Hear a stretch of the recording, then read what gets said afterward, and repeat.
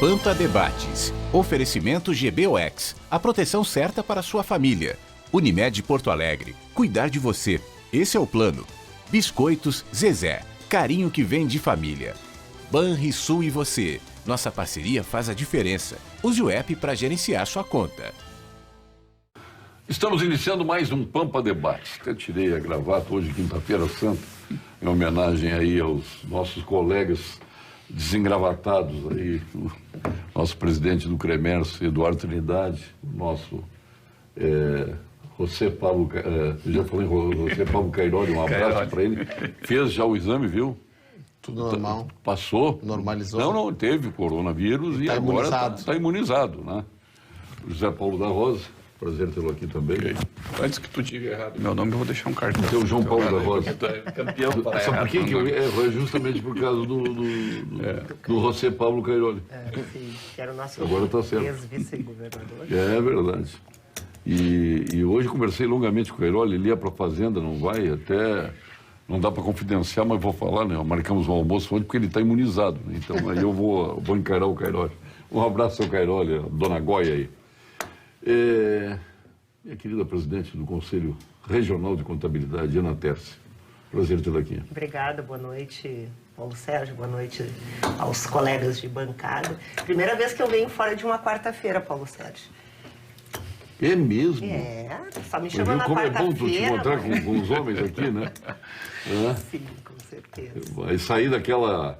Não, porque ninguém consegue falar com as mulheres aqui, nem eu consigo falar. João Paulo.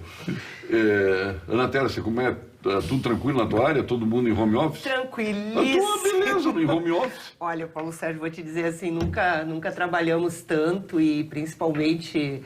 Para quem está à frente de entidades como o Conselho de Contabilidade, acredito que o doutor Eduardo esteja enfrentando aí os mesmos desafios.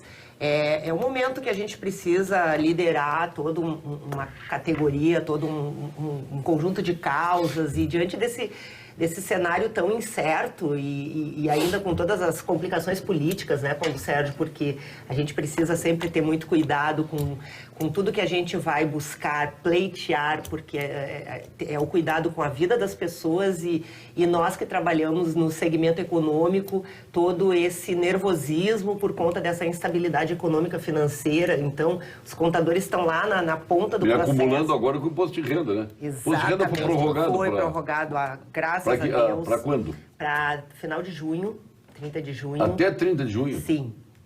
Então isso já nos dá... E graças a uma pressão dos conselhos de contabilidade. Temos que até agradecer a doutora Ana Terce aqui, que capitaneou isso. Uma pressão grande sobre a Receita para postergar esse processo. Mas sabe que foi um trabalho também que a gente conseguiu agregar, inclusive a FEComércio esteve conosco no manifesto, o próprio fórum nosso lá dos conselhos. Eu me lembro, né? Nós demos o apoio, mas um apoio mais à distância, né, dos bastidores ali. Mas foi muito importante, assim, nesse momento, os contadores, eles estão em todos os segmentos, eles sentem a dor do empresário, né, isso reflete dentro do escritório contábil, então a gente consegue sempre ter um mapeamento muito rápido daquilo que está acontecendo e aí a gente também encabeça algumas batalhas aí, não só pela classe, mas pelo contribuinte, pelos diversos segmentos da economia. José Paulo da Rosa, agora eu vejo aqui no teu cartão. O que tu tá rindo o quê? Que te acabou de chamar de João Paulo, eu vou te chamar de Paulo Renato aí, aqui. Foi brincadeira, Paulo. Vou voltar no cartão na frente e chamar de João Paulo. Não, agora estou vendo tu assumiste também o SESC, né? O Senac já dirigiu o Senac isoladamente, já é uma empreitada dura. Agora com o SESC e Senac, eu imagino que o teu tempo ficou reduzido ao teu trabalho no SESC e no Senac. Olha, estava muito bom até aparecer o coronavírus. Né? Eu acho que a pessoa que inventou o WhatsApp não tinha nada para fazer, né? Porque, entre outras coisas, né? Esse home office e a possibilidade de fazer reuniões virtuais que está se disseminando toda hora, isso nos ocupa sobremaneira, né? Então... Eu estava conversando com o Dodge, quando chegasse, o Dodge Sirena, o empresário do Roberto Carlos, ele disse que vai mudar completamente o conceito. Sim. O tempo que perde nos deslocamentos para fazer uma reunião, para agendar, para conseguir reunir as pessoas, essa coisa desapareceu. Agora, tu fica na tua sala, tu fala com o mundo. Mas tu sabes que ainda tinha assim, um preconceito contra a educação à distância, né? Sim. E eu acho que parte disso a gente vai superar agora nesse momento, observando todas as vantagens, as possibilidades, as alternativas que a gente tem, porque eu acho que o futuro da educação é a educação híbrida, né, que envolve conteúdos presenciais e conteúdos à distância. Só que isso iria chegar um pouco mais à frente. E agora eu acho que nós adiantamos esse processo e é um processo que não tem mais volta. Estou falando no híbrido, na África do Sul é híbrido, todo o sistema é híbrido. Mas, tem aulas presenciais, mas a maior parte é à distância. Porque com o avanço da tecnologia da informação, tu pode, e é o que a gente está observando hoje com essas reuniões online que estamos fazendo, tu pode interagir com uma série de pessoas, fazer uma apresentação que não se justifica, tu perder esse tempo de deslocamento por questões de segurança, por questões de trânsito, de mobilidade urbana. Eu acredito que tu pode te apropriar de mais competências na frente de um computador, interagindo com outras pessoas, do que sentado numa sala de aula com várias pessoas interagindo, olhando o seu celular e não prestando atenção em quem está falando. Então, eu acredito que este momento mudou a nossa vida, né? E trouxe para o presente, talvez, algumas tecnologias e algumas práticas que talvez demorasse um pouco mais a acontecer e agora eu acho que não tem mais volta e isso está acontecendo com a educação e está acontecendo com o nosso tempo. Eu realmente tenho trabalhado mais do que o normal, né? Mas tu está fazendo no espaço mais curto que tu levava mais tempo para fazer. Não, exatamente. Só que como tem essa facilidade, concentra tudo.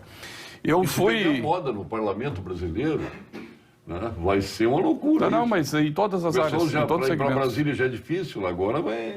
Todos os segmentos. Mas eu fui diretor regional do SESC em 2001 e 2002. Lembro. E desde 2013 estou na direção regional do SENAC. E com algumas mudanças na forma de organização das empresas, né? Nós vivemos a era do compartilhamento, né? Muito embora o coronavírus nos obrigou ao descompartilhamento, né? Mas a era do compartilhamento dessas grandes empresas que, interagindo, conseguem produzir muito mais. E dentro dessa ótica, o presidente Luiz Carlos Bon, o nosso presidente da FEComércio, que preside os conselhos de SESC e de SENAC, contador, de São Sebastião do empresário de São Sebastião do Caí. O presidente Luiz Carlos Bon, talvez até antevendo essa necessidade de mudanças que o mundo aí nos obriga a ter, ele julgou por bem, então, que tivesse uma única direção regional, tanto de SESC quanto de SENAC, para que a gente pudesse compartilhar melhor as nossas ações, as nossas práticas, e isso já surtiu efeito. Eu acredito que esse tempo que nós ganhamos, né, porque isso foi a partir de 10 de janeiro deste ano, né, nos permitiu até agora já ter alguns avanços que nos facilitou enfrentar esse momento, né? Então eu estou respondendo desde janeiro deste ano, pela direção regional de SESC e de SENAC, e uma experiência assim bastante positiva. Temos trabalhado bastante, mas muito gratificante. E a torcida, pelo teu sucesso, que é crescente, né? Tu conhece as duas casas, né? Dirigiu já as duas e agora tem as duas no teu guarda-chuva aí. Então, e um agradecimento aqui ao Luiz Tadeu Piva, né, que dirigiu nos últimos anos, fez um excelente trabalho, e o SESC já estava em boas condições, então é dar continuidade, mas utilizando os benefícios que esse compartilhamento nos propicia. E aí depois tem uma coisa que eu admiro lá na gestão da FEComércio, vocês ficavam na mesma sala? Ficavam, já trabalhavam. Vocês já comungavam ali. Exatamente. Na mesma sala e, obviamente, isso aí trazia uma proximidade de gestão e uma praticidade, né, em benefício do próprio SESC e do SENAC. Exatamente. Meu caro Eduardo Trindade, hoje deu um quiprocó aí, gerado pela CNN. É um quiprocó tanto quanto desnecessário nesse momento, né? Na verdade, a gente vê a politização dessa questão do coronavírus, enquanto cada segmento deveria estar buscando soluções, segmentos contadores, como é que nós vamos enfrentar essa crise, como é que nós vamos voltar, a SESC, SENAC, as entidades, mas a gente vê uma politização extrema agora, a gente está vendo, todo mundo é especialista em hidroxicloroquina, a gente quer ver o ministro lá da Educação, Abrão Weintraub, falando de hidroxicloroquina, o outro mais especialista. Esse fala porque entende. Sabe quem é que ensinou isso para ele? Quem? Foi o guru. Olavo de Carvalho. Ele deu as aulas de... Infelizmente, eu rogo a Deus, tomara que a hidroxicloroquina funcione muito bem para o coronavírus. Mas até o presente momento, estou na frente de uma professora universitária aqui, até o momento a ciência não permite a gente dizer que a hidroxicloroquina seja efetiva e eficaz para tratar o coronavírus. Que está todo mundo usando, inclusive eu, se eventualmente internasse e o médico me atendesse, achasse necessário que ele administrasse em mim. Só que nesse momento nós não sabemos dizer se ela realmente faz efeito. E agora querer que o Estado intervenha nessa questão, que comece uma lei lá de cima que obrigue a se usar hidroxicloroquina. Pô, nós estamos em 2020, pessoal. A gente tem esses excelentes cientistas no Brasil, nós temos excelentes médicos. A gente encontra talvez os melhores médicos do mundo aqui no Brasil e a gente fica nessa discussão completamente inócua sobre uma coisa... Que é ideológica, né? Ela acabou ideológica. Tomara, vamos deixar são paixões. Quem é apaixonado pelo Bolsonaro é a favor. Quem é contra o Bolsonaro é contra. Mas, Paulo, veja o absurdo que se chegou à discussão. Se eu supostamente sou do lado do Mandetta, eu sou contra a hidroxicloroquina.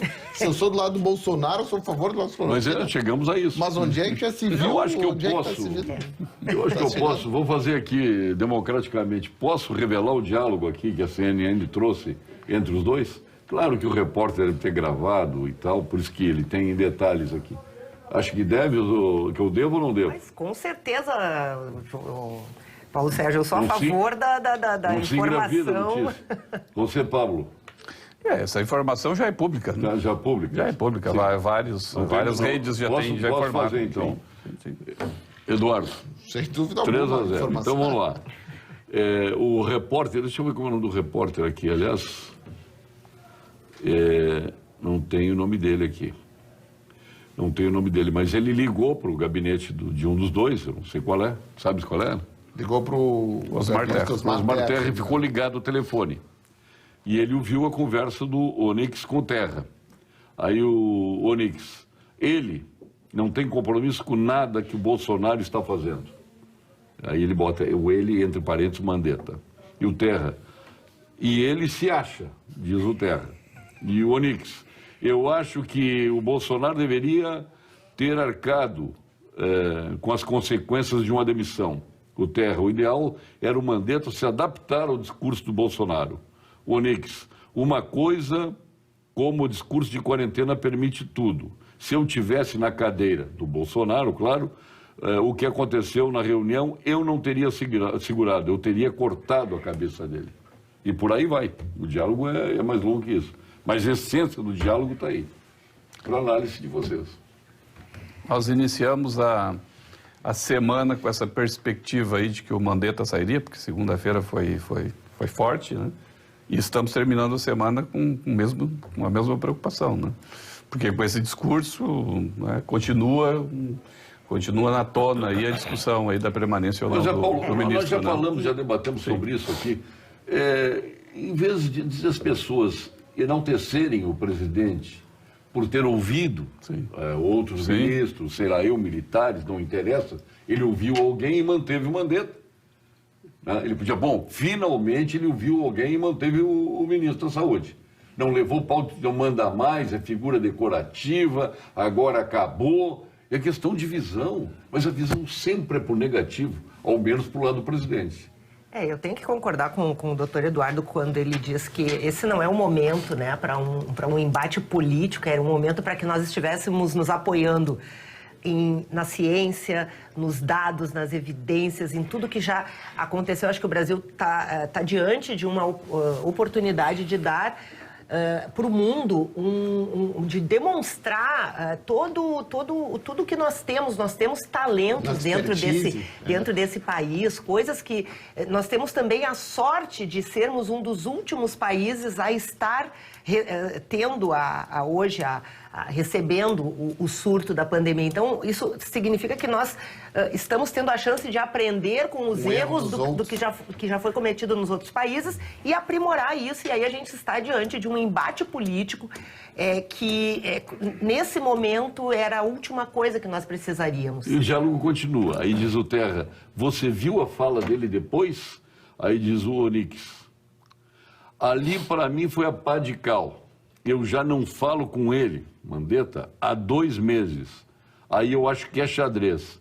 Se ele sai, vai acabar indo para a secretaria do Dória. Não é xadrez, não é cadeia. É jogo de xadrez. Né? Jogo.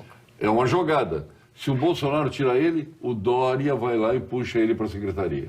Sim, porque tu ainda Aí tem a vem o briga dia dos que governadores, né, dos 2 maiores estados, que é Rio de Janeiro e Não São tira Paulo. o ministro que, não, como ele diz, não obedece ele, porque ele pode ir para o lado inimigo. Não, se for essa a justificativa, Mas triste a questão Mas do... esse é o raciocínio, ao menos, do nosso conterrâneo aqui, um deles, né? Os 2 são conterrâneos, os 2 gaúchos aqui. Sim. Mas realmente a situação realmente é muito triste, porque a gente vê empresários falando sobre a questão de medicina, de saúde pública, a gente vê médicos querendo falar como é que tem que ser feita saúde especialista, condição de economia, quando vamos pegar as expertise, potencialidade de cada um para sair o mais cedo. E bem como a doutora Ana Tércia falou, vamos pensar, cada um no seu conhecimento, como vamos sair, porque a gente teve a oportunidade, a gente viu, aconteceu na China, aconteceu na Itália, aconteceu na Espanha, aconteceu nos Estados Unidos. Vamos aprender com os outros, mas não, o Brasil quer inventar a roda, mais uma vez, vamos inventar uma outra forma aqui que vai dar certo. Agora, esse diálogo, acho que a gente também tem que analisar ele dentro do contexto político, porque ele é político. Tanto o Onyx como o Osmar foram... o Onyx perdeu a Casa Civil na mesma leva de reformas que o Bolsonaro fez naquela semana, em que o Osmar Terra deixou de ser ministro da cidade. Mas foi ser líder do governo. E o Onyx passou para a pasta do Osmar Terra e Osmar abriu... Terra foi ser líder do governo. Sim, mas ele perdeu a função de ministro. Eu não sei como ele administrou essa... Eu não sei como é que isso foi tratado. Porque ele continua mais aliado... Ele está mais aliado do presidente agora do que antes. Mas...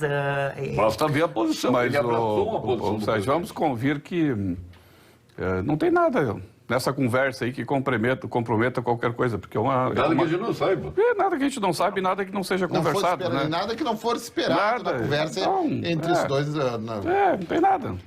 Eu acho que só revela cada vez mais que assim, não é a saúde que está em evidência nesse momento. O que está em evidência nesse momento são os cargos e as funções políticas. Os bastidores do poder estão em crises que não é a questão do coronavírus, não é a questão econômica do Brasil depois. Exatamente. Todos nós sabemos o reflexo econômico. Nenhum médico está dizendo, vamos fazer uma quarentena horizontal ou vertical, porque... Não, está todo mundo extremamente preocupado com isso, mas na verdade os bastidores, poder pelo jeito... Porque o médico vai sofrer também uma crise econômica. Não, já está os sofrendo. Os médicos já estão sofrendo, os médicos, os profissionais liberais, aqueles que têm seu consultório, estão preocupados. Os próprios médicos, funcionários públicos também estão preocupados. Ninguém sabe se a capacidade do Estado ou da União vai ter de honrar os salários. Ninguém sabe. Talvez todos nós vamos sofrer hoje, quem esteve presente na reunião que o governador do Estado fez com várias entidades, se apresentou muito bem os dados e realmente são preocupantes. Eu, como médico ali vendo, não sou contador, não sou administrador de empresa. Aliás, teve alguma novidade O relatório setorial, tu está falando daquele relatório setorial? O relatório setorial da Secretaria da Fazenda. Sim, isso, é horrível. Da Secretaria da Fazenda, questão de venda de combustíveis, que reduziu muito. Teve alguma novidade lá de vocês? Não, ele só mostra que os segmentos... Tem algumas coisas interessantes, né? Nesse relatório ele mostra, Mas em termos por exemplo... de decisão, nada. Bom, eu não estava Ele vai esperar, na reunião. não estava na reunião. Não, mas assim... Ele vai esperar para o dia 15, 15, né? mas na verdade nós estamos, como até eu reforcei nessa reunião, assim, nós estamos numa situação muito tranquila na questão de saúde pública, porque as decisões foram acertadas, as estratégias têm que ser repensadas a todo momento, tem que ser pensadas a todo momento. Mas nós temos agora tranquilidade para repensar as estratégias.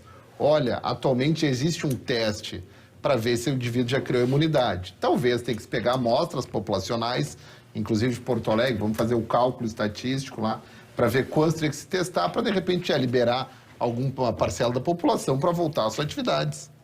Agora, Certamente Eduardo, agora já ontem, podemos pensar em estratégias para isso. Doutor Eduardo e Paulo Sérgio, José Paulo, ontem, no pronunciamento, o presidente Bolsonaro noticiou que estaria encomendando aí um lote de medicamentos da Índia, né, da hidroxicloroquina, e que isso estaria chegando ao Brasil, inclusive agradeceu, né, não sei se vocês viram o pronunciamento dele ontem, né? Inclusive agradeceu. Então, assim, qual é o reflexo disso na minha percepção, além de ter lido o relatório setorial da Secretaria da Fazenda?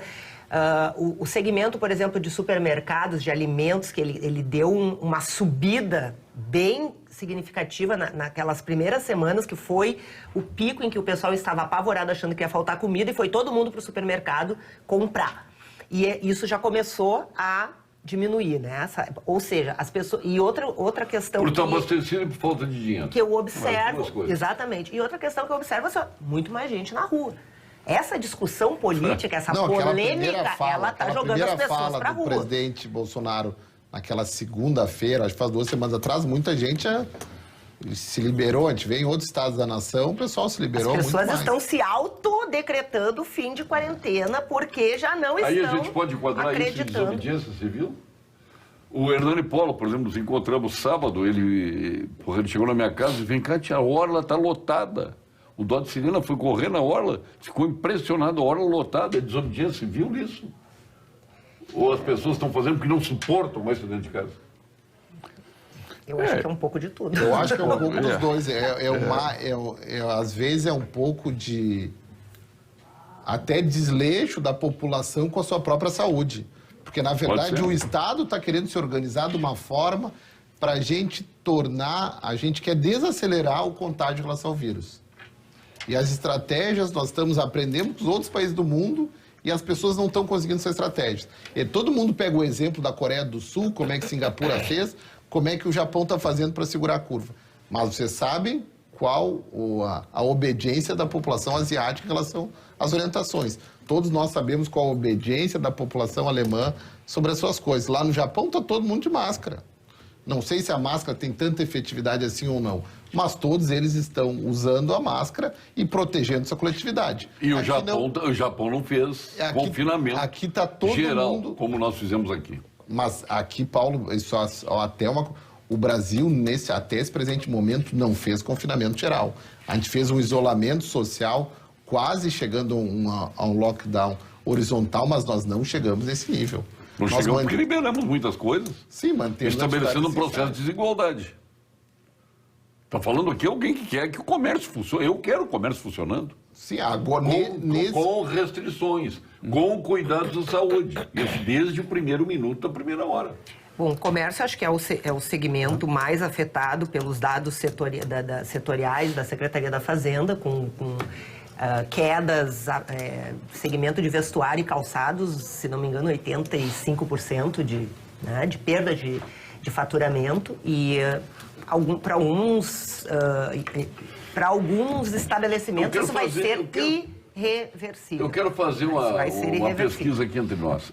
É mais seguro, do ponto de vista da saúde, um processo de infecção que está aí instalado e que pode acontecer, uma pessoa ir no centro de Porto Alegre, na Rua da Praia, na Voluntários da Pátria, comprar chocolate, ou a pessoa ir comprar o mesmo chocolate no shopping, aonde ela vai ter mais segurança sanitária?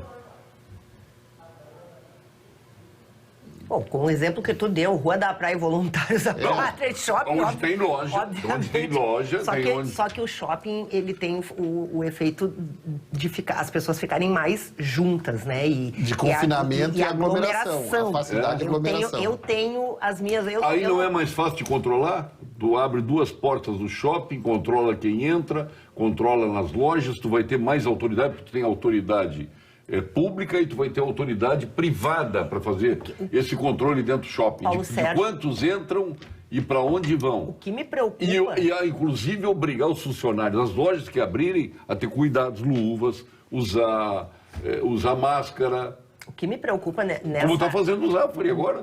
Como está fazendo o Assum. Por que não se pode fazer isso? A disciplina da nossa população. A gente sabe que o nosso país... Mas não me respondesse ainda. Aonde que é menos propenso a pessoa ser afetada por algum tipo de doença, vírus ou qualquer coisa do gênero? A FEComércio apresentou para o Hernani Polo, presidente da Assembleia, que apresentou ao governador, um protocolo, né, para essa abertura seletiva. Foi, aliás, um belo trabalho da FEComércio. Foi um belo trabalho, porque é um protocolo orientado por todas as legislações pertinentes e embasa todas essas legislações e estabelece quais os equipamentos de proteção individual, quais as ferramentas que os vários segmentos precisam utilizar para poder abrir. E cria as condições para que se abra de forma seletiva, não para grupos de risco, com horários flexibilizados, com controles de acesso, mas que permita essa abertura gradual das atividades com segurança. Isso é que a FEComércio defende e que propôs aí ao governo do Estado. Eu estou falando a questão do shopping, não estou estabelecendo a rivalidade entre shopping e rua. Eu quero os dois abertos, Mas, com regras. Paulo Sérgio... Eu quero os dois abertos com regras. Agora, não é possível tu só permitir que a rua abra para vender chocolate. Permitido? Sim, para vender chocolate. E dentro dos shoppings não pode. Por quê? Eu acho que tem uma concorrência pior ainda, que é a questão até do próprio supermercado, né? Porque hoje o supermercado está possibilitado de abrir e tá certo. Vende Aí eletrodoméstico, a alimento, bebidas, né? Mas a questão... eletrodomésticos... Eu acho que a questão toda, na minha opinião, e não tenho aqui os dados científicos, mas a questão de que a flexibilização ela teria que ocorrer à medida em que nós tivéssemos elementos, né, que nos dessem o entendimento e a segurança. Mas já não temos, eu vou deixar para depois dessa mensagem. Para depois dessa mensagem, o doutor Eduardo Trindade responde. Mudar hábitos para combater o coronavírus? Vamos juntos nessa? Durante os últimos meses, a Unimed tem desafiado você a mudar um hábito e encontrar a sua melhor versão. O novo coronavírus apareceu e vamos precisar do esforço de todo mundo. Por isso, a gente tem um novo desafio até tudo voltar ao normal. Fique o máximo possível em casa. Cuidar de você, esse é o plano. Unimed. Cuidar de você, este é o plano da Unimed. A Vinhos do Mundo está atendendo pelo WhatsApp e pelo telefone fixo para que você garanta seus vinhos sem sair de casa. Sei que o doutor Eduardo Trindade já comprou os Alma Viva dele lá na Vinhos do Mundo. Agora o consumo aumentou. Nas compras acima de R$200, a entrega programada é feita até 24 horas e é gratuita para Porto Alegre. Confira as ofertas da semana em www.vinhosdomundo.com.br/promocões e aproveite. Atenção, cooperado Unicred, estamos aqui para reforçar nosso compromisso em fazer você prosperar no momento atual. Recomendamos que avalie as necessidades do seu negócio e, se necessário, podemos juntos traçar uma nova rota. Olha aí, presta bem atenção. Traçar juntos com o Unicred uma nova rota, visando sempre o desenvolvimento sustentável dos seus projetos. Nosso atendimento personalizado está disponível nos canais digitais.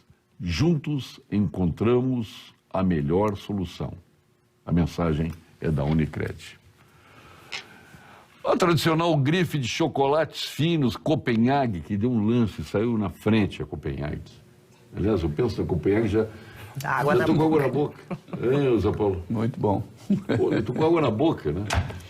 Pois a Copenhague traz uma Páscoa saborosa e com muitos ovos exageradamente recheados. Então crie histórias inesquecíveis e leve alegria para quem você ama, sem sair de casa. Presenteie aquele amigo que não abre mão do delicioso chocolate Copenhague. E agora... você tem a oportunidade de ver no vídeo aí as imagens dos chocolates Copenhague. Você vai encontrar uma variedade de ovos, sulgude, ovos com 60% e 70% de cacau, língua de gato, crocante, lajotinha, melt, deluxe e tem muito mais para alegrar a sua Páscoa. Peça agora e ganhe 30% de desconto nessa Páscoa e com frete grátis. Disponibilizamos a entrega para a capital, para Porto Alegre. Você pode pedir pelo telefone, que está aí no seu vídeo, ou pelo WhatsApp. O número, o 98-518-2786. O prefixo 51, 98-518-2786. A forma de pagamento pode ser até por depósito bancário, sem problema algum. E que beleza, Zé Paulo. Muito bom. Parabéns. Já encomendou para... Parabéns.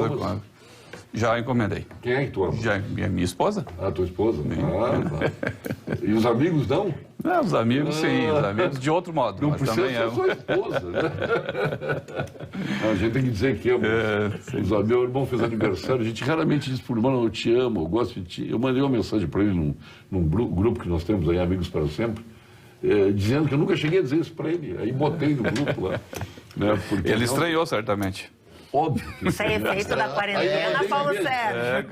E ele daqueles milico que não aceita beijo de homem. Durão. Mandei beijo para ele, obviamente um beijo de homem e e-mail coronavírus, mas mandei. Vamos agora ao quadro de saúde. Quem vai anunciar a próxima atração é o doutor Eduardo Trindade. Por favor, doutor Eduardo. Então, com satisfação e honra, eu chamo o quadro Saúde com o Dr. Gilberto Schwarzman. Olá, Paulo Sérgio. Quem sabe sobre coronavírus são os infectologistas. E eles dizem que o isolamento social é a melhor forma de nós nos protegermos nessa pandemia. Máscara é importante, sim, mas o fundamental é ficar longe das outras pessoas, pelo menos 1,5 metro de distância. O governador está absolutamente certo em manter o isolamento social. A reabertura da atividade econômica só se for bem planejada e fiscalizada, Paulo Sérgio, para evitar aglomerações e garantir o distanciamento entre as pessoas.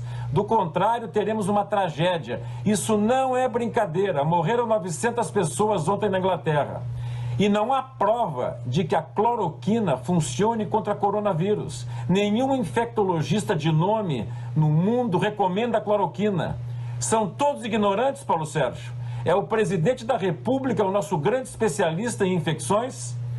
Lembra quando o governo se apaixonou pela fosfetanolamina, que curava todos os cânceres? Onde é que anda esse remédio, Paulo Sérgio? Desapareceu. Isolamento social, máscara, distanciamento entre as pessoas, isso é o mais importante nessa pandemia. Um abraço. Bom, eu quero dizer, a fosfetanolamina, isso aí foi abraçado pelo parlamento. Aqui no Rio Grande do Sul, o Marlon Santos, que é médium, né, deu uma medalha farroupilha pro cidadão então, aquele. Acabou ficando meu em mim, não fala mais comigo. Mas concordo com o Dr. Gilberto Schwarzman, com o professor Gilberto Schwarzman. Nós temos que ter muito cuidado com essa questão. Tomara, mais uma vez, eu gostaria de reforçar, tomara que a hidroxicloroquina funcione para tratar o coronavírus. Só que todas as evidências que nós temos até o momento... O doutor Calil disse que usou. Sim, mas o doutor Calil, infelizmente, ele, o doutor Roberto Calil e o doutor Davi Uip deram um mau exemplo para a nação. Tinham que ter dito, olha, nós usamos... Mas o Davi Uip não confirmou que usou. Confirmou, inclusive saiu uma receita dele para ele mesmo usando hidroxicloroquina. Ah, é? Sim, foi divulgado. Mas ele não disse no ar. Não, depois ele declarou no ar. Não tem problema nenhum usar. Eventualmente, se eu tivesse... Ele disse para o Bolsonaro, presidente, o senhor respeite a minha privacidade. Eu não quero dizer qual é o medicamento. Mas ele é uma pessoa pública. Naquele momento ele não estava... Ele declarou muito bem que estava com coronavírus. Se ele tivesse aparecido no momento que tivesse com uma doença, tivesse resguardado, daí sim ele não precisaria declarar sobre usou o quê ou deixou de usar. Só que a partir do momento que ele é líder, ele está comandando essa questão do coronavírus em São Paulo, e ele mesmo declarou fazer aquelas lives, ele não tinha por que não declarar se usou hidroxicloroquina ou não. Isso é ponto pacífico. Só que nesse momento, eu gostaria de esclarecer bem para a população, nós temos que ter cuidado para não entrar nessa panaceia, que talvez seja o mesmo caminho da fosfetanolamina, senão os caras vão começar que vai curar câncer para tudo. Mas, Paulo, eu vou trazer um pequeno exemplo agora que a gente ouviu. Sim. O presidente Bolsonaro disse que comprou da Índia. Sim, um lote que está chegando aí. Alguém acha que a Índia, de sã consciência, se precisasse fosfetanolamina para sua população, a hidroxicloroquina venderia para um outro país se precisasse daquela medicação? Os Estados Unidos já teriam mandado um caça lá, um C-130. Já teria caçado. Já teria caçado. Os Estados Unidos está interceptando olha, infelizmente, pessoal, infelizmente, brasileiros, eu tenho que salvar minha população doméstica. Então, pessoal, não vamos entrar nessa panaceia. E no Brasil, essa discussão, vamos discutir, olha, qual é o melhor momento para abrir o comércio, como é que nós vamos fazer para a população seguir as orientações, como é que a população de baixa renda vai acabar tendo contato com o vírus, como é que nós vamos organizar as nossas UTIs para ter mais UTIs, como é que os hospitais vão se financiar, porque afinal de contas nós vamos ter mais cirurgias eletivas, como é que nós vamos a esse pessoal que está o locatário de loja em shopping, mas não, agora fica discutindo, todo mundo é especialista. Não, todo mundo. E tu acha? Todo mundo por falar em especialista. É por isso que esse vírus é esperto e solerte? O quê? Esperto e solerte? Não, Não sabe? Não sei. Pô, o presidente Dilma disse que isso é um vírus esperto e solerte. Mas o caos da saúde pública muito vem. Não, mas agora vem. é esperto e solerte esse vírus, não? Prefiro Imagina não declarar em relação a ex-presidente. O vírus esperto e solerte. Vamos imaginar. Vamos fazer uma. É inacreditável. Mas se o Brasil tivesse tocado vento, né, poderia todo esse aparelho de ventilação mecânica estar funcionando agora, né? É verdade. Brincadeiras é por à isso parte, que né? é complicado no nosso país. Mas a presidente Dilma não era assim, viu? Houve algum problema com ela. Entrevistei ela N vezes, mais de 10 vezes aí, até como presidente da República. Ela era firme. Ela, de uns tempos para cá, não sei se foi toda aquela angústia do impeachment dela, se foi o remédio para o emagrecimento, aí os médicos têm que dizer, mas ela sofreu uma debacle. Ela convenhamos, ela não é analfabeta, né? E, no entanto, estou fazendo discursos aí, dando entrevistas da pior qualidade. Olha, tem umas que eu vejo que eu chego a não acreditar, eu fico achando que foi alguma edição, porque...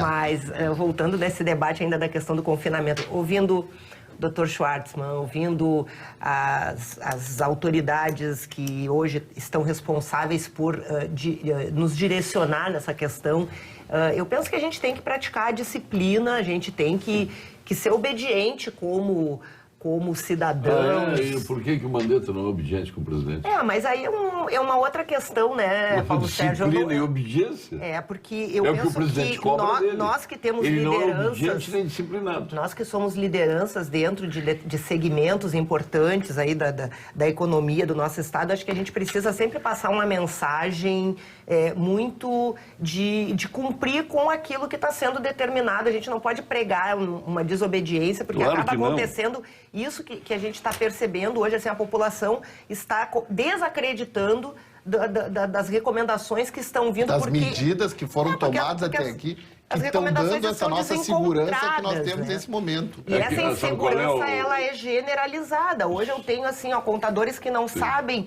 como vão orientar os seus clientes, como vão orientar o seu próprio negócio devido a essa esculhambação que virou Eu não critico decisão nenhuma de autoridade. Não critico decisão séria, sábia. Acho que eu me coloco, se eu estivesse lá, eu não estaria tomando as mesmas decisões. É que eu tenho que pensar.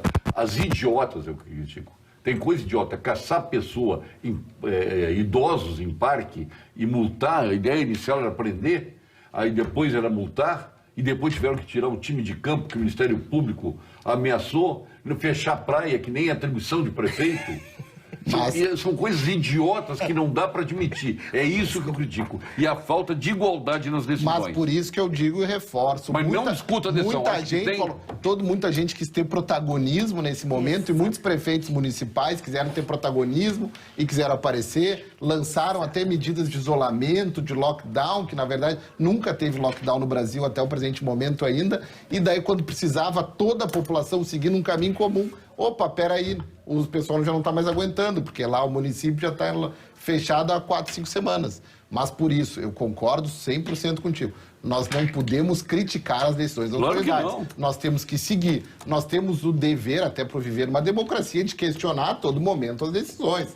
Olha, quem sabe tem esse caminho, tem aquele outro caminho, vamos seguir. E tem coisas que merecem ser ridicularizadas. Tu sabe, questionado, mas nós temos que aprender com os erros que os outros países cometeram, porque o Brasil teve uma sorte ímpar nesse momento. A gente, muitas vezes, não tem sorte. Nesse caso, a gente tem sorte. A gente é praticamente o último hemisfério a ser cometido. Não, vamos inventar roda no Brasil, quem tem outra estratégia. O mundo inteiro está vendo a hidroxicloroquina, que talvez funcione.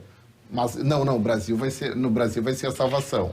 No Brasil vamos liberar e fazer isolamento vertical que o pessoal Mas não foi o Trump que lançou essa ideia e o Bolsonaro abraçou aqui? Não, quem primeiro falou nisso foi o Trump. O Trump falou durante 30 segundos, uma entrevista coletiva dele de 40 minutos. Mas o presidente Bolsonaro abraçou. E abraçou em todas as entrevistas coletivas, agora a gente fala. Até o ministro da Educação, eu não sei se é o irmão do ministro da Educação, que trabalha na Casa Civil hoje falando que o Conselho Regional de Medicina do Amazonas liberou a hidroxicloroquina para uso em casos leves. médios e graves. Mas que bárbaro, onde é que já se viu no Brasil? Todo médico pode prescrever, assumindo a responsabilidade da sua prescrição. Eu não preciso de uma decisão governamental para prescrever um remédio. Eu tenho que seguir... E o remédio, esse remédio está liberado pela Anvisa. Eu tenho que seguir aqueles princípios hipocráticos de mais de 2 mil anos agora não é o conselho que vai dizer esse é o remédio. E da não maleficência. Mas não é que eu vou estabelecer uma regra. Exato. Paulo, não sei se tu tem problema cardíaco. Ah, não, mas olha, tem uma decisão governamental que eu tenho que dar para ti hidroxicloroquina. E daí tu vai morrer de uma arritmia cardíaca. Então, por isso, o Brasil, a gente... Essa eu já tenho. Não vamos desfocar a discussão, vamos melhorar a estratégia. Agora, conta para nós, Zé Paulo, obviamente, tu, tanto no Senai como no SESC, tu lida com pessoas. A questão do SESC, eu acho que é mais fácil até de administrar, do Senai que é mais complicada, porque toda a estrutura educacional que tu tens na mão, né? O aprendizado está na tua mão. Como é que se resolve? Como é que tu resolvesse essa situação? Não, até pelo contrário. Do Senac foi mais fácil de resolver pela possibilidade de fazer educação à distância. Já há bastante tempo, o Senac do Rio Grande do Sul opera os cursos técnicos à distância para o Senac de todo o Brasil. Nós temos regularmente cerca de 20 mil estudantes e temos uma grande plataforma mundial, que é a Blackboard, que nós já utilizamos e temos toda uma tecnologia disponível para trabalhar com educação à distância. E nós conseguimos, então, migrar os alunos presenciais da educação superior, de cursos técnicos, da pós-graduação, de alguns cursos como idiomas e outros, todos eles para essa plataforma. Então, grande parte dos nossos professores, dos nossos estudantes continua, só que agora no modo online. Então, não foi muito difícil. O Senac continua em operação, muito embora a escola física esteja fechada, mas os professores em home office continuam trabalhando. O SESC foi mais difícil, porque o SESC tem academia, tem show cultural, tem odontologia, tem uma série... Forma uma ideia na cabeça e não é bem assim. O SESC continua com o Mesa Brasil. O Mesa Brasil é uma grande operação que nós fazemos. Temos caminhões, temos depósitos, temos uma equipe que recolhe alimentos e distribui para entidades. E só nesse período, nas 2, 3 semanas aí de confinamento, nós já distribuímos 50 toneladas de alimentos para 25 mil pessoas que foram beneficiadas. Nossa equipe da área da saúde, que também trabalha nos restaurantes, foi disponibilizada para as vacinas contra a gripe, porque os municípios também precisaram ir até as casas, né, dos idosos, e às vezes sem estrutura. Então, nós disponibilizamos veículos, enfermeiros, técnicos em saúde, das mais diferentes áreas, que estão ajudando diferentes municípios, inclusive aqui em Porto Alegre, nesse processo de vacinação. Nossas equipes de academia gravaram uma série de vídeos e estão atendendo os alunos, como vários estão operando desse modo, online. Então, a gente continua desenvolvendo algumas atividades, mas a operação do SESC foi mais prejudicada nesse período. Nós temos essa plataforma e às vezes, pelo próprio YouTube ou pelo Facebook, nós estamos, por exemplo, tínhamos um circuito de corridas, 19 corridas aí em diferentes pontos do estado. Cerca de 1.000 pessoas participavam dessas corridas. Eu corri a primeira, que foi no final do verão em Atlântida Sul. Nós fizemos uma corrida lá, eu pelo menos 3, 5 e 10 quilômetros. Né? E eu corri presencialmente essa corrida. Mas já a segunda... Corresse 3 ou 10? Não, eu perguntei se tinha mais que 10 quilômetros. Me disseram que não tinha, eu disse que podia ser 3 mesmo. 3 tá bom, então. Corri os 3 quilômetros. Subi no pódio. Mas sobe no pódio por faixa etária. Né? E na minha faixa etária tinha só 3. Então eu consegui subir no pódio sem problema. Mas eu corri aquela corrida e a segunda, que seria em Caxias do Sul, já foi naquele final de semana conturbado, já cancelamos. Mas estamos fazendo um circuito SESC de correr em casa. Nós gravamos todos esses circuitos nas 19 cidades e os nossos profissionais daquela cidade, às 20 horas de alguns dias pré-determinados, ontem, por exemplo, foi em Santa Maria. Então, gravaram um circuito lá em Santa Maria de 5 quilômetros e às 20 horas, aí pelo Facebook do SESC RS, as pessoas entram lá e os nossos professores fazem uma live, né?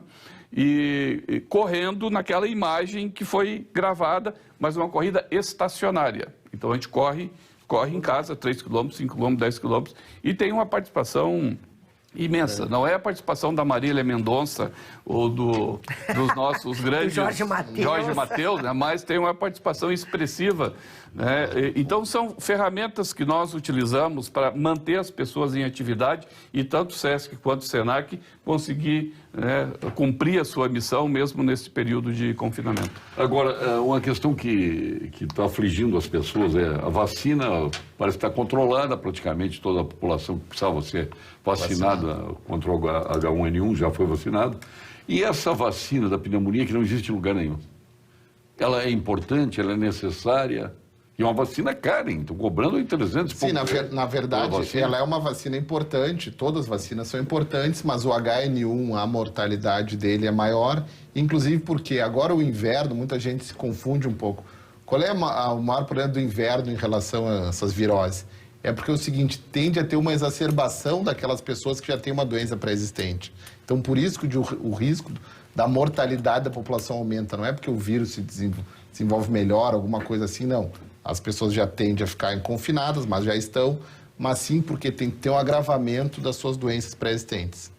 Mas e a questão dessa vacina da pneumonia? Não faz tanta diferença em termos de saúde pública. Tanto que a produção dela é pequena, né? A procura era pequena, agora não tem mais. Já era pequena e agora não tem, porque agora as pessoas estão dando 1.001 importâncias para isso. Não, mas até tem aí a R$380 cada vacina. Mas em termos de saúde pública, o reflexo dela não é tão grande quanto outra vacina contra a influenza, que é muito maior. Quer dizer que não precisa pagar os 380? Não precisa pagar os 380 nesse momento. Se não tem alguma indicação clara, caso a caso. Claro. Tem que fazer uma indicação clara, caso a caso. E até buscando, Paulo, só gostaria de reforçar uma informação que eu fiquei muito feliz hoje, contente, porque o CREMERS, há umas 3 semanas atrás, inquirido pelo Ministério Público Estadual, tem um grupo de trabalho coordenado por um médico intensivista, com presença de infectologista e com uma médica do trauma, fez um parecer técnico em relação aos presos, sistema prisional, que inclusive não tinha alegação nenhuma a fazer esse desencarceramento em massa por causa do coronavírus. Não tem, a indicação não é médica. Se querem fazer alguma outra indicação, ideologia desse ou daquele, podem fazer e liberem, mas não coloquem isso nas costas dos técnicos. Se seguir as orientações da Organização Mundial da Saúde, do Ministério da Saúde, fazer o cuidado, principalmente pelo pessoal da SUSEP, da Brigada, usar os equipamentos de proteção individual, assim como as equipes de saúde estão usando, não tem indicação nenhuma de soltar. Inclusive, o que tem, eventualmente, essa população carcerária liberada nas ruas tem um risco a si próprio, porque não vai conseguir nem as suas medicações de uso crônico, os hospitais estão todos em contingenciamento, e não estão em contingenciamento para atender as questões do coronavírus, a questão da alimentação. Muitas cidades do interior sofreram muito porque os albergues não estão fechados, mas então eu fiquei feliz porque eu vi nas redes sociais agora, o Tribunal de Justiça reverteu a liberação, não sei inclusive se era um pedófilo ou um estuprador que tinha sido liberado, reverteu a prisão domiciliar. E, além disso, o parecer técnico do CREMERS foi usado, inclusive, pelo Tribunal Regional Federal da 2ª Região para reverter a liberação do Rio de Janeiro, usando esse parecer muito bem elaborado pelos colegas do Rio Grande do Sul. Ontem teve um médico que disse no programa que o coronavírus está valendo ouro no presídio. Vamos agora ao ponto final com Gimo e Casa Valduga. Ponto final, oferecimento produtos Gimo, qualidade comprovada. E a cara presidente do Conselho Regional de Contabilidade, Ana Tércia? A posse vai acontecer? Olha, já Paulo tá Sérgio, não, nós na não verdade... É a posse festiva. É, a posse festiva. Nós, na verdade, adiamos, mas a princípio a gente vai avaliar agora a retomada, como estarão, porque as entidades também estão sofrendo com os seus orçamentos, também o vencimento da anuidade do nosso conselho. A gente sabe que isso vai ter reflexos os mais variados. Então, hoje a gente está trabalhando realmente num regime de muito controle orçamentário, de muito cuidado com a parte financeira, né? Revendo toda a programação do ano, muitas coisas sendo revistas. Então, é um momento assim que a gente tem que ter muita cautela com a tomada de decisões, principalmente aquelas que terão impacto orçamentário. O meu ponto final, na verdade, é para todos os profissionais de contabilidade que nesse momento estão digerindo um volume absurdo de medidas provisórias, de decisões que estão saindo, inclusive oriundas de tribunais, com relação a questões trabalhistas, com relação a questões de ordem tributária, obrigações acessórias, um conjunto absurdo de informações para poder também orientar os empresários e para que a gente consiga, com conhecimento, com técnica, manter o ambiente econômico ativo, porque quando retomarmos a normalidade, nós vamos precisar muito dos empreendedores e muito do apoio técnico. Então, assim como os médicos cuidam da saúde das pessoas, nós entendemos que os contadores são os médicos das empresas e que cada vez mais nós, como entidade de classe, precisamos estar subsidiando esses profissionais com o máximo de informação para que eles possam atender bem os empresários, os contribuintes, para que cada um cumprindo com o seu papel, a gente consiga retomar aí crescimento e atividade, emprego e renda, que é o que a gente vai precisar para sair dessa crise toda. José Paulo da Rosa, nosso diretor regional do Sesc Senai. Quero te agradecer pelo convite e parabenizar pelo Dia do Jornalista, foi ontem? Antes de ontem. Antes de ontem. Parabenizar aí pelo excelente trabalho que tu desenvolve. Destacar que vivemos aí um período difícil que deve se estender aí um pouco mais, né? Nós não sabemos, o decreto atual é até o dia 15, mas talvez o problema se estenda ainda abril e maio, né? Mas a economia vai retomar. É cíclico esse problema. É claro que o problema que a gente está vivendo hoje é um problema que nunca havíamos vivido, né? Com essa dimensão. Mas a economia vai se recuperar.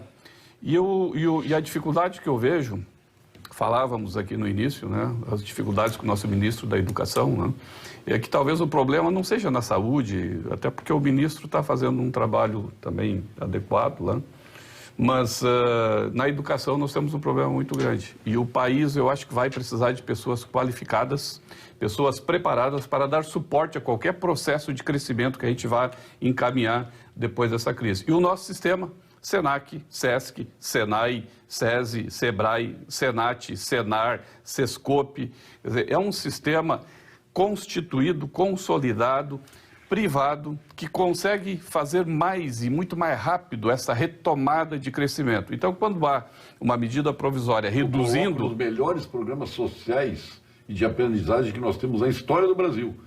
Juntamente com o serviço militar, eu não vejo nada igual, que é mais um S. Não, é o único no mundo. E se reduzir ou se terminar a atividade dos S, o país vai sentir muito. E nós vamos precisar desse sistema para dar suporte ao crescimento que o país precisa. Então, é só o destaque, o ponto final aí, para a gente ter um olhar cuidadoso, né, nessas instituições que fazem um trabalho fenomenal aí para o desenvolvimento do país. Eu sou, nessa área de defesa do Sistema S do Serviço Militar, eu sou infante, eu estou lá na linha de frente. Não, sem dúvida alguma, né? O Brasil acha tão importante, os exemplos da Alemanha, por exemplo, vamos reforçar o ensino técnico aqui no Brasil.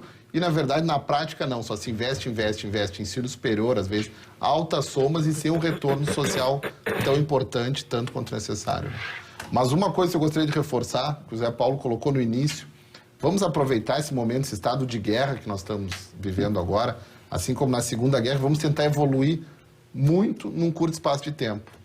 Então, na verdade, até as parcerias, a gente está vendo a solidariedade da população, até eu gostaria, na Tércia, nós participamos junto no Fórum dos Conselhos.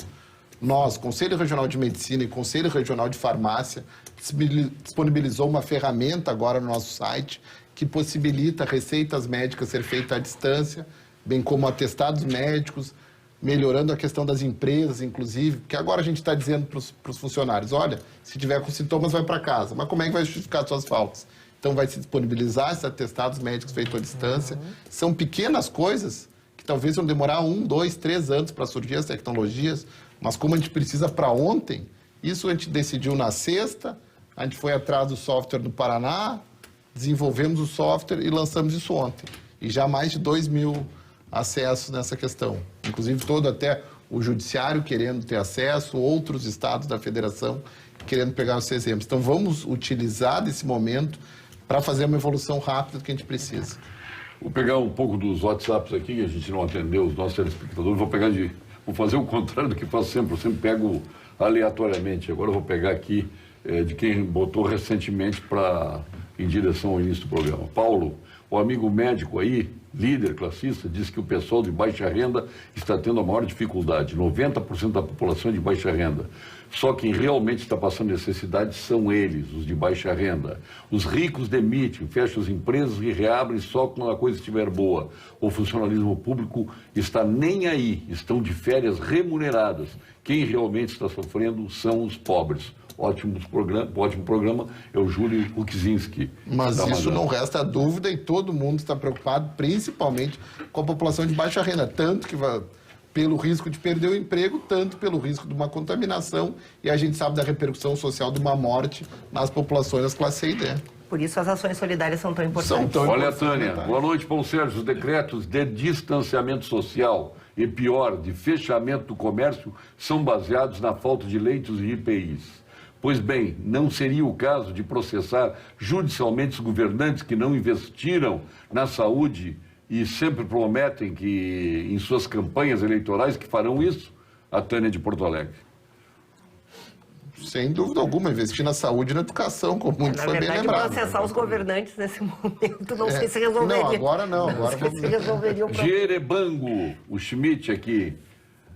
Diga ao doutor Eduardo que a medicina está em alta, a necessidade de hospitais e saneamento está em alta. Assim que passar tudo isto, jogadores de futebol voltam a valer mais que médicos e cientistas. Estádios de futebol serão mais importantes que hospitais. É muito triste. Tudo vai ficar no passado, lamentavelmente. Se a gente não aprender nada com essa crise, então tem que bater a cabeça na parede. Pegando até o meu professor Pereira Lima, que fala mais direto que eu, se a gente não aprender nada com essa crise, então não adianta nada, vamos se atirar da ponte, né? Acho que o aprendizado, talvez seja o que vai ficar de...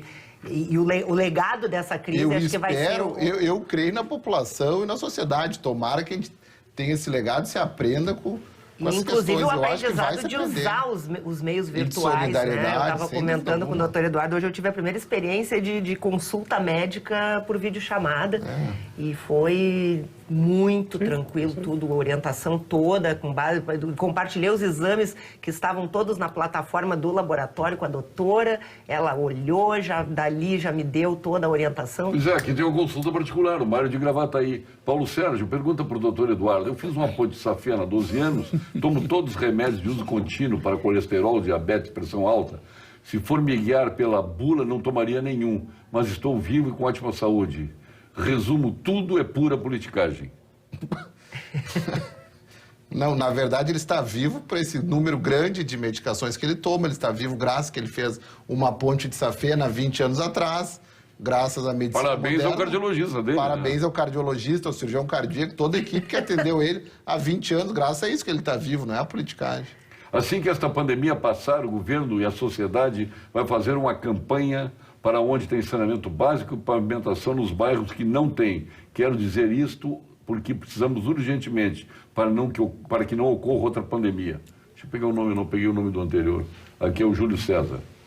O anterior é o Mário de Gravataí, eu passei. Agora em Capão da Canoa, a prefeitura, a mesma prefeitura, o meu amigo prefeito lá, que botou os cascalhos, fechou tudo que entrava em Capão da Canoa, diz agora em Capão da Canoa, a prefeitura e a polícia estão retirando as pessoas da beira-mar. Os que se recusam, eles anotam os nomes e são fotografados, dito por morador de Capão, o Arão dizendo aqui. Será? Tudo é possível. Não, vou fazer um gozário, não é um gozário da crise, mas vou fazer um gozário dessa crise, porque tem tanta coisa hilária aqui.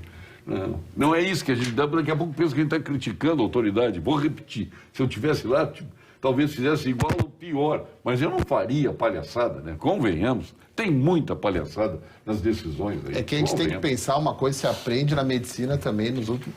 A gente tem que pensar em medidas eficazes e efetivas. É verdade. E que uma coisa é diferente da outra. Eficácia e efetividade não é a mesma coisa. Inclusive, a efetividade a gente está vendo na prática.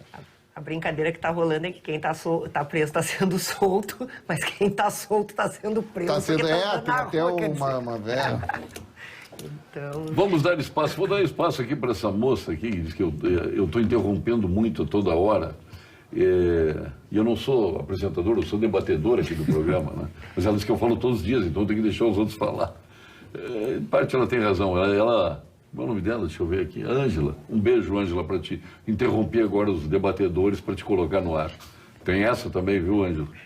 Eu dou voz e vez ao telespectador. Paulo Sérgio, não quer abrir o comércio para não ter aglomerações. Mas o que foi aquela fila que dava 2 voltas no mercado público? Pessoas foram para as filas às 5 da manhã, em frente aos bancos e lotéricas, uma loucura. Liberem logo, quase todos terão o vírus, a minoria não será grave. O Hospital de Canoas tem 1 pessoa na UTI com o vírus da China e 26 com outras gripes. Paula Lopes, bairro Auxiliadora. Primeira coisa, a culpa das filas é da própria sociedade que tem que se organizar, não é a autoridade. Ou cada pessoa que sair na rua vai ter que colocar um brigadiano junto, exigindo que dê um método. Depende do bom senso da própria pessoa. Dá-se distanciamento. Alguns estabelecimentos, inclusive, estão fazendo um X. O Brasil espera muitas autoridades. Já mantendo... Faz parte desse protocolo. Tem aquela frase, a frase célebre do John Kennedy, né? Não espere o que a América possa fazer por você, o que você pode fazer pela América. O brasileiro, mais uma vez, não, o que o Brasil pode fazer por mim? Ele tem que me garantir um lugar na fila, 2 metros de distância, tem que me garantir um leite de UTI, tem que me garantir uma bolsa e tudo isso pago por quem? Essa é a visão do paternalismo, né? Do Estado paternalista que está muito impregnada na nossa cultura. Né? Sobrou para vocês agora. O Fernando Zanin diz que vocês estão muito em cima do muro hoje. Estamos em cima do muro? Eu não achei vocês. Por que será, meu Deus? Achei bem posicionado, o Fernando Zanin. Avisa para esse terrorista aí do teu lado que está sendo importada a matéria-prima para a fabricação da cloroquina. E não o remédio, a matéria-prima, ele está dizendo aqui. Mas o resultado é no mesmo. E está vindo grátis para o Brasil, matéria-prima da Índia e não o remédio. Wilson Soder, de Santa Cruz, já virasse guerrilheiro aqui. Não, virei guerrilheiro. Terrorista. Bem pelo contrário, olha, ele realmente me conhece muito, não tem nada terrorista contra o terror que me fala uma coisa dessa, um absurdo, independente se é matéria-prima ou produto feito, quem é que vai estar liberando isso? Eu acho que ele só pode ser médico para dar uma opinião dessa e enfrentar a tua opinião.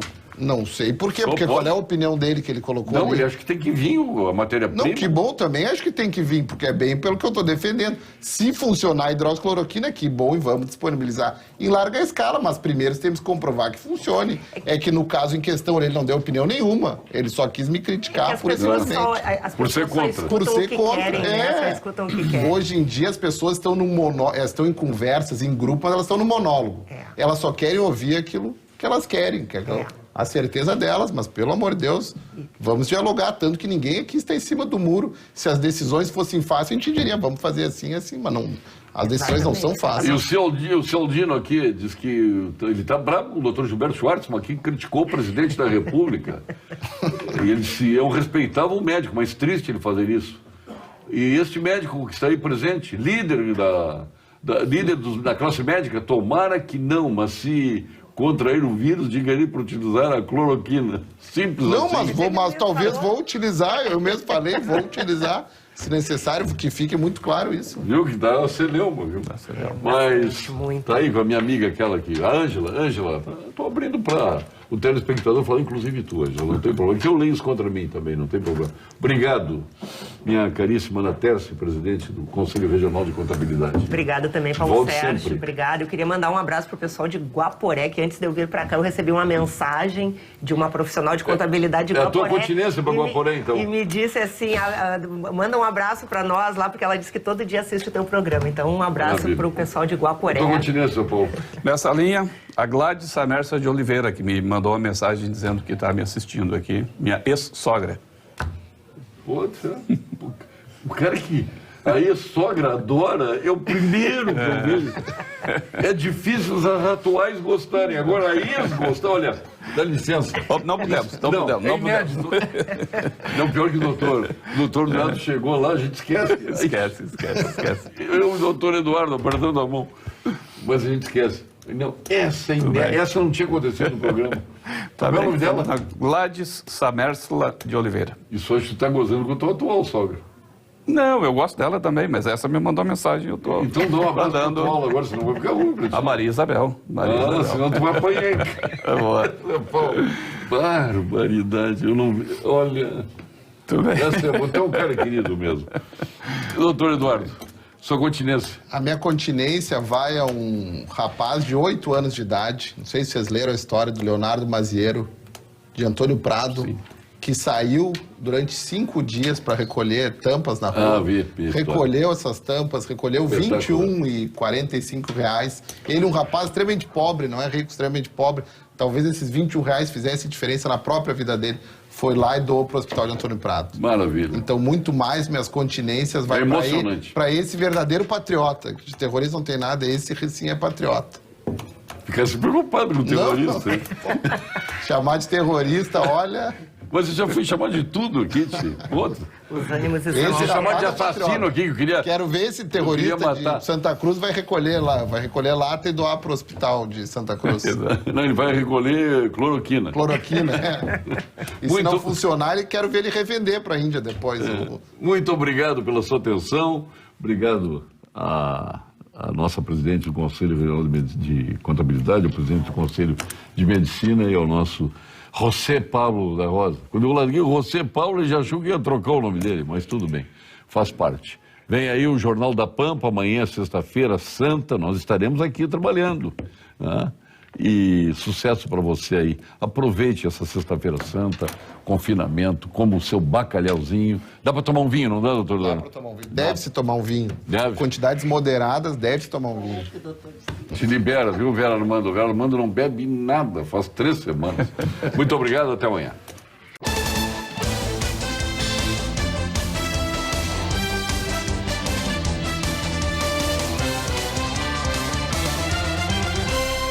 Pampa Debates. Oferecimento GBOX. A proteção certa para a sua família.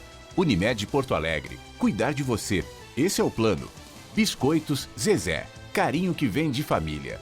Banrisul e você. Nossa parceria faz a diferença. Use o app para gerenciar sua conta.